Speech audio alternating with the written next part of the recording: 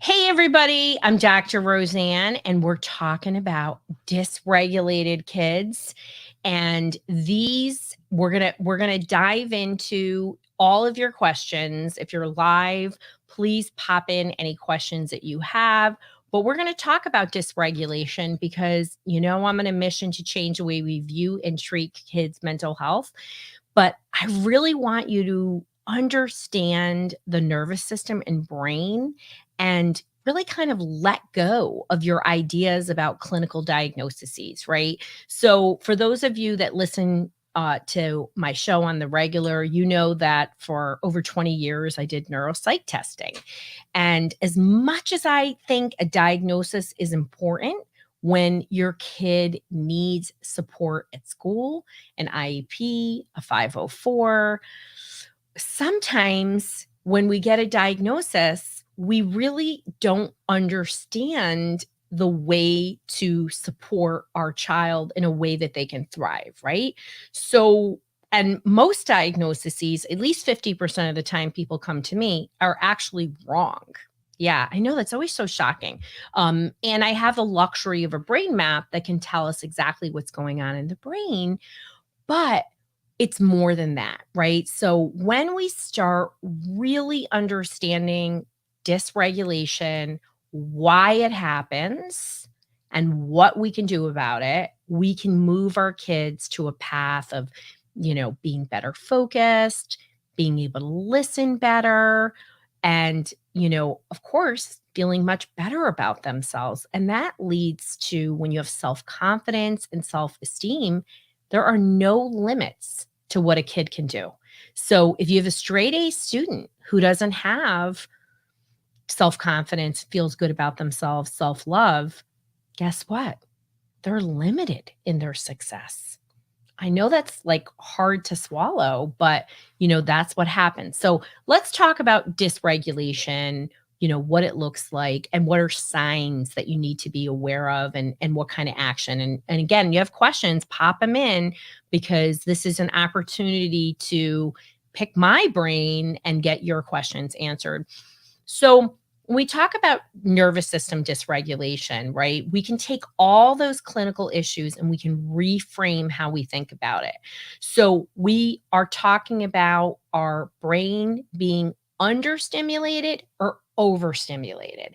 And when it's understimulated, we have internalizer behaviors. And when it's overstimulated, we have externalizer behaviors. So let's start on that understimulated side because that is more of what we see, even though our externalizers and our, overstimulated kids get a lot more attention. So internalizers, right, they have problems with listening and focus. They're sluggish processors. They might have anxiety. They might be sensory seekers in a different way, in a more quiet way, right? They might want to, get out and spin. And there's a whole other list of things. You tend to see more clinical diagnosis like ADD and attentive. You might even see autism there, depending on what their profile is. You might see learning disabilities there, anxiety, different forms. And then on that externalizer, overstimulated side, you're going to see things like big emotional reactions, sensory defensiveness, um, you know, anger, irritation, all of that. And you might see clinical diagnosis like autism, ADHD, hyperactivity, PANS-PANDAS, reactive attachment disorder. And those are reflections of what is actually happening in the nervous system. And you can see symptoms, behaviors, whatever you want to call them, of both. But when we reframe how we think about the nervous system, we don't always look for, oh, what's the medication for ADHD? How do I fix this, problem with PANS? We start realizing, wow, my nervous system is overstimulated, it's understimulated. What can I do to regulate it? And again, Clinical diagnoses are not unimportant. They can get you services, and also they can help you have a better understanding of your child and probably yourself, right? As a mom of two neurodivergents, and as I like to tell everybody, I mean, technically I'm a neurodivergent. I have a math disability, which isn't super common, but boy, did it get in the way of my self-esteem when I was growing up. And and how about functioning in math? So often these things run in families, and it can be harder to get through the muck, right? But when we reframe that nervous system dysregulation, we can say, again, what's the path, right? So my kid is sluggish in processing. What skills can I give them? Because pills don't equate to skills, but we must get that nervous system working in a way and processing in a different way. So when we are looking at the brain, which I often do in our one-to-one program, we get to see the learning hubs of the brain, the connections to the brain. Now, again, this is an awesome thing to be able to do. Not everybody can, fly in and see me, but you can use the behavioral clues as an indicator that my child needs more support. And, when you're doing this, the first step you're going to do as a parent, because you know what I'm going to tell you? You got to put your oxygen mask on. We're going to make sure that we're regulated. Of course, we're always going to have an emotionality when we're looking at this with our kids, but we don't want to be so emotional that we don't have clarity, right? We want to make sure that we're taking a 360 aerial view. We're looking at what are some of the triggers that you have? What are some of the triggers your child has for their behavior? And then you can start really understanding and dissecting, and you can really be a parent detective, put that detective hat on, and really start making a list. Wow, my kid always has stomach aches. Only on school days. They're really struggling with sleep. They have anxious avoidance. They're reactive in transitions, right? Most of the time when I'm working with people, it's honestly, everybody comes to me because I am a badass strategist, and I really help walk parents through this. But what we need to do is identify these micro behaviors so that we can get to the nexus of really what's destabilizing, what's impacting the nervous system. And it starts with you. It starts with you regulating and then analyzing it and then taking action on it, right? And we're going to be talking a lot about this in my upcoming free webinar called Managing Dysregulated Kids. I'm going to tell you all the therapist secret strategies to things like ADHD, anxiety, mood. We're going to talk a lot more than other things because now it doesn't matter what the label is. It's about nervous system, just, dysregulation. So you can go to drroseanne.com/dysregulated, and you can just sign up. It's a free masterclass. And yes, there's some really cool benefits of being live because we're also going to be giving away our dysregulation solution program for one lucky winner. And so we want you there live. So get there. If you're watching this on a replay, Sheila's already signed up. Thank you for saying you've already signed up. Awesome sauce. But if you can't make it, don't worry about it. It's going to be available time limited on a replay because guess what? I don't want you learning. I want you to move your tuchus and take action.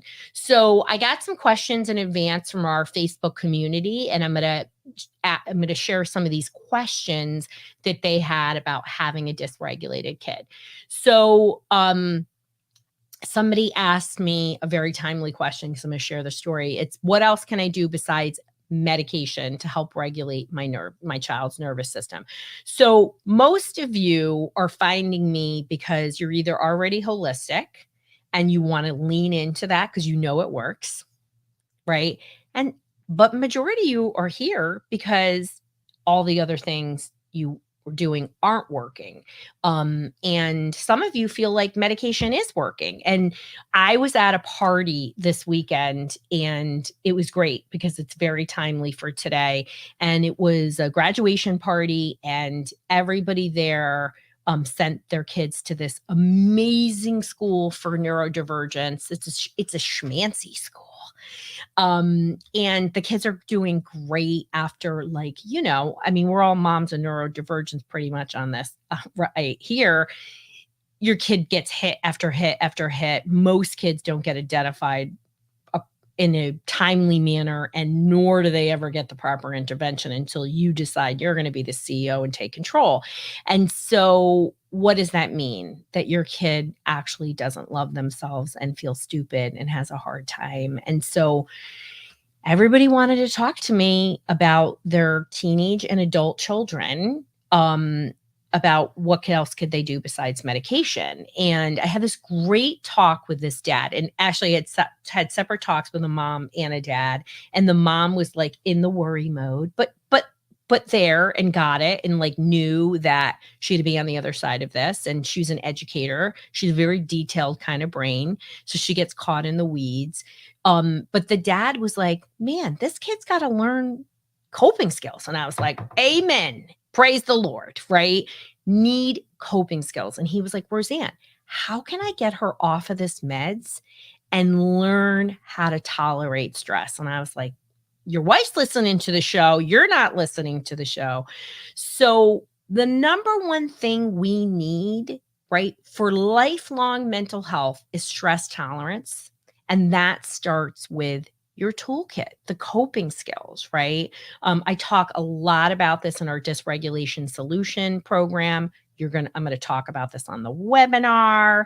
And you want to make sure you're signing up for the webinar. But that is how we help our kids. And is there an easy answer for that? Of course not. But it's about shifting what you're doing, working smarter, not harder. And it means that, one, you're working on your own self-regulation so that you can model when you're successful and when you're not. And then you can show them what you do. But you're going to help your kids create a window of tolerance. Now, what this dad was sharing with me was that, his daughter doesn't know how to manage stress. He's like, she's less stressed because she's on the meds. She hasn't gained one skill, Roseanne. And he was like, her life isn't going the way she wants, and she's in her 20s. And great parents is not about you being a bad parent. It's about meeting your kid where they're at, understanding that dysregulation, but also your child understanding dysregulation. And it doesn't matter if your kid is 3, 10, 17, or 25. They can understand it in a way where they can be empowered by it.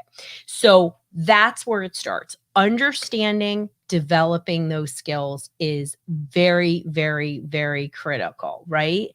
And I have a question. Somebody must have did it on a different platform. It's not showing up. But one of the questions is, does diet have any impact on a child's ability to self-regulate? Can I say, heck yeah? Of course, right? So there are many ways to self-regulation in supporting the nervous system, right? There are actually behavioral techniques, which, 3 decades of supporting people as a licensed mental health professional. I'm not some random health coach who's a mom who's like, hey, I got the certificate online and now I'm going to tell you what to do. These are tried and tested things, right? And they're all evidence-based. So diet often feels like this huge hurdle, right? And, when we're over in our dysregulation solution, we're talking about all of these obstacles to it. And sometimes diet should be the first thing, and sometimes it should be in the middle. It really depends. Does your kid have sensory issues and ARFID and, OCD around food? It's not this is the first thing. Does it have an impact? Absolutely.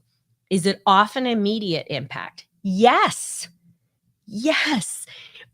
With consistency. So if you're just randomly, I'm going to take out wheat, but on the 3rd day we're having it. On the 7th day we're having it.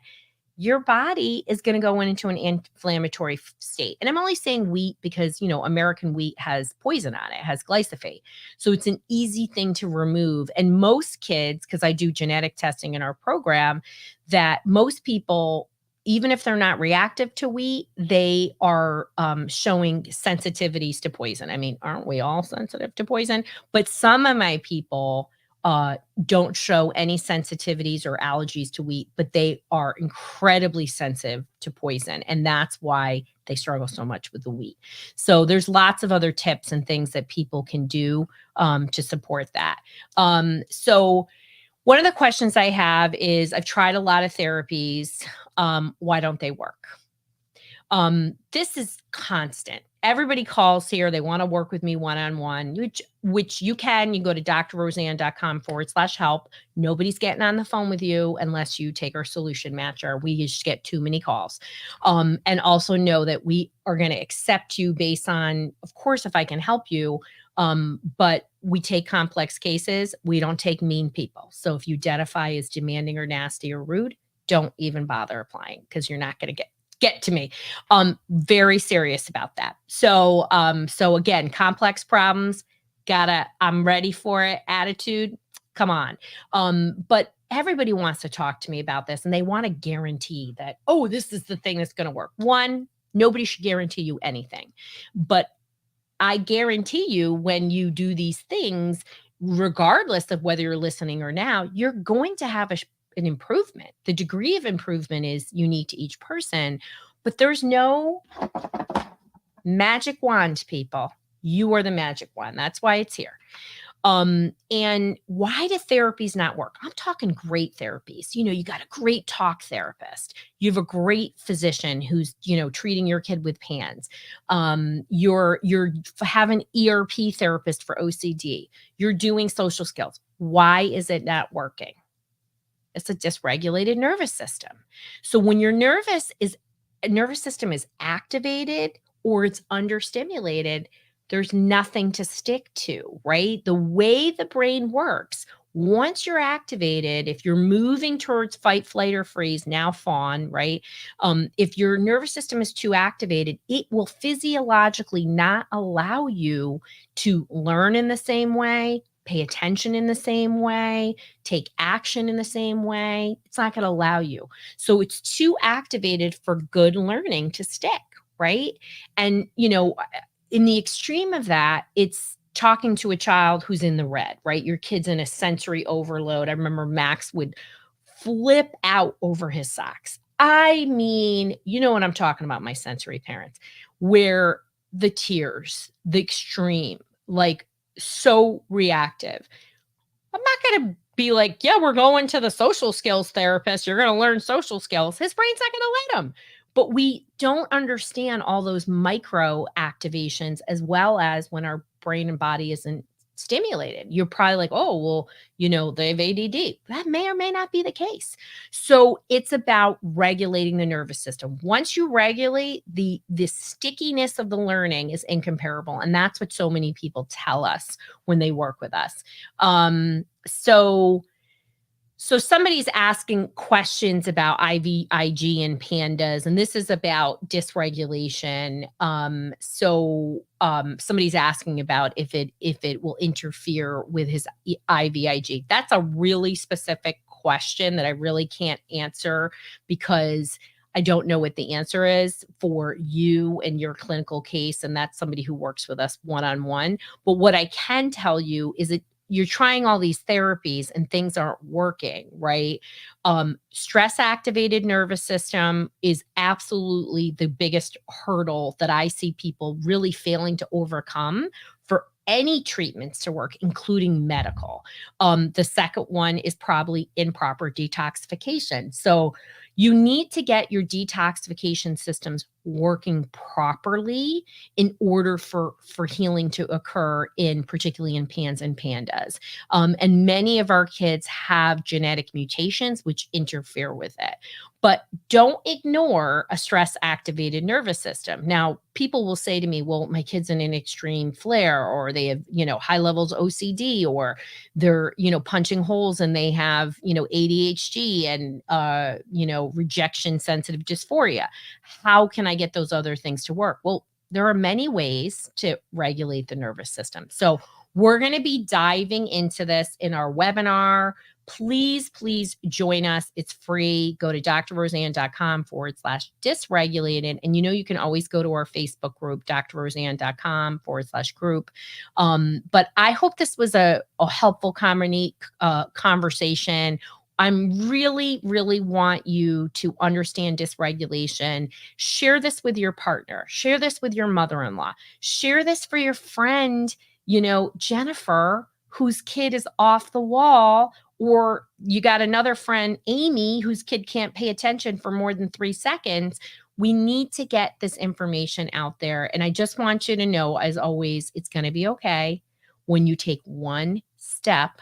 You do one thing consistently, stay strong, put your oxygen mask on, and remember, you got this.